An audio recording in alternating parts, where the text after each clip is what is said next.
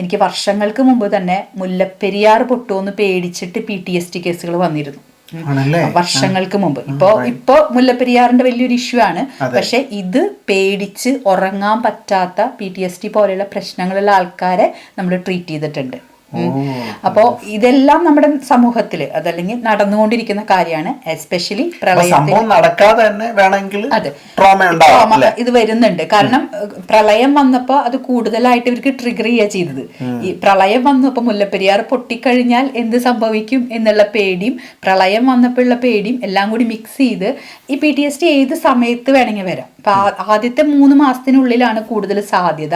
നമുക്കത് ട്രീറ്റ് ചെയ്യാൻ പറ്റും. പക്ഷെ ചില വ്യക്തികൾക്ക് അത് ലേറ്റർ സ്റ്റേജിലും ഇത് കടന്നു വരാറുണ്ട്.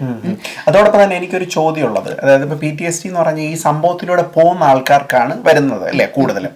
പക്ഷെ ഇത് വെറുതെ ഇതിലൂടെ പോവണ്ട, പക്ഷെ ഇതുമായി സ്ഥിരമായിട്ട്